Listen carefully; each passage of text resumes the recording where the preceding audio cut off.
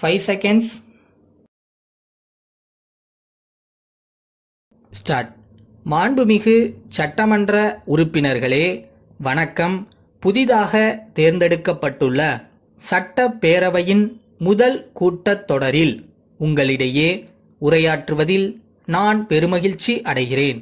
தமிழக மக்களால் இப்பேரவை உறுப்பினர்களாக தேர்ந்தெடுக்கப்பட்டுள்ள உங்கள் அனைவரையும் வரவேற்பதில் மிக்க மகிழ்ச்சி அடைகிறேன்.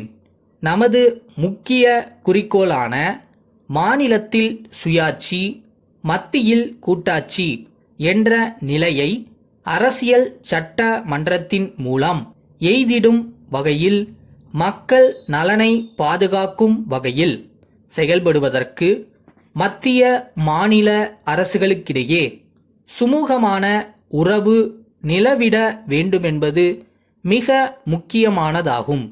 இதனை கருத்தில் கொண்டு உறவுக்கு கை கொடுத்து உரிமைக்கு குரல் கொடுக்கும் இந்த அரசு மாநிலத்திற்கு பயன் தரக்கூடிய நடைமுறையை பின்பற்றி மத்திய அரசிடமிருந்து தேவையான உதவிகளையும் உரிமைகளையும் வாதாடி பெறும் என்பதில் யாருக்கும் எந்தவித ஐயமும் தேவையில்லை என்பதை நான் முதற்கண் கோடிட்டு காட்ட விரும்புகிறேன். மாநிலத்தின் ஒட்டுமொத்த பொருளாதார வளர்ச்சிக்கும் அமைதியான வாழ்க்கைக்கும் சட்டம் ஒழுங்கு முறையாக பராமரிக்கப்பட வேண்டும் என்பதில் இரண்டு வித கருத்துக்கு இடமில்லை. தமிழ்நாடு அமைதி நிறைந்த ஜனநாயக பூந்தோட்டமாக திகழும் வகையில் இந்த அரசு சட்டம் ஒழுங்கை விழிப்போடு பேணி காத்திடும் என்று அனைத்து தரப்பினரும் நிச்சயமாக நம்பலாம். தமிழகத்தில் கடந்த ஆண்டு ஏற்பட்ட வெள்ள பாதிப்பின் போது மக்களுக்கு உடனடியாக உதவிடும் வகையில் வேறு எந்த மாநிலத்திலும் வழங்காத அளவிற்கு 1000 கோடி ரூபாயை மத்திய அரசு தமிழகத்திற்கு முன்பணமாக வழங்கியது. அதற்காக மத்திய அரசுக்கு நன்றியை தெரிவித்துக் கொள்கிறேன்.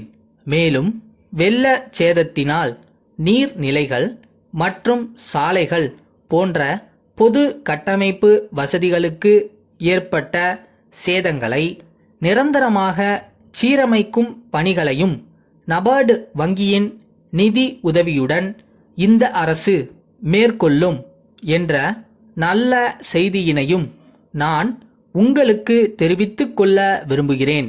அடுத்து, வளர்ந்து வரும் சென்னை மாநகரத்தின் பல்வேறு தேவைகளை முழுமையாக நிறைவு செய்யும் வகையில் ஒருங்கிணைந்த கட்டமைப்பு அமைக்கப்பட்டு செயல்படுத்தப்படும் என்று தெரிவிப்பதில் மிக்க மகிழ்ச்சி அடைகிறேன்.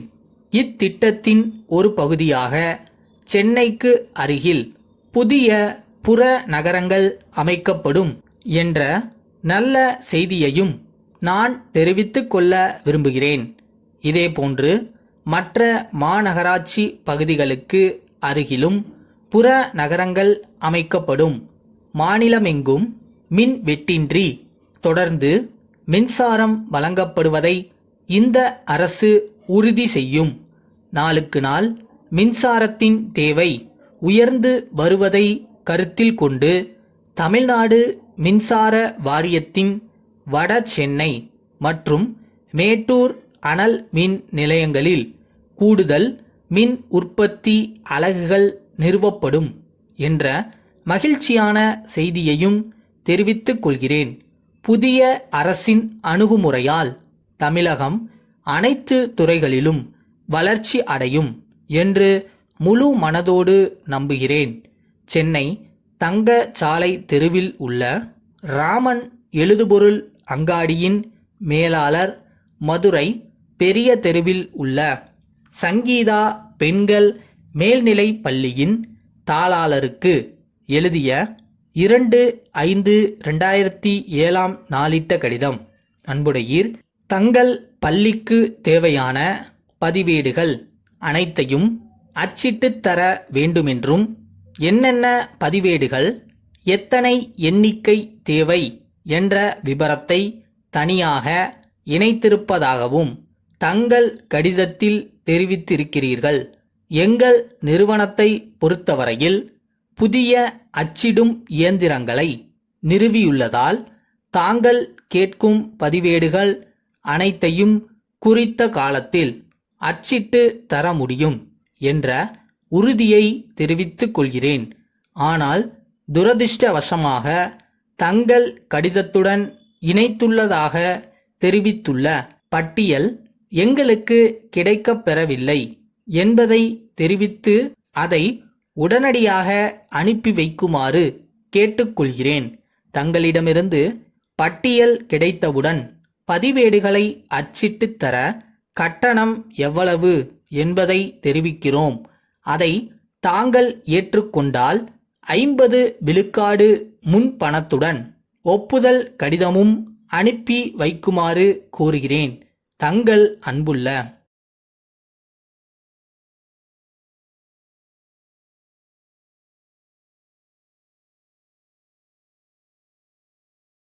இது ஆகணுன்றதுக்காக அதை பண்ணாம, இது எனக்கு பண்ண பிடிக்கும், இதை செம்மையா பண்ணுவேன்னு பண்ணுனா அந்த விஷயம் பல விஷயத்தை உருவாக்கி கொடுக்கும்.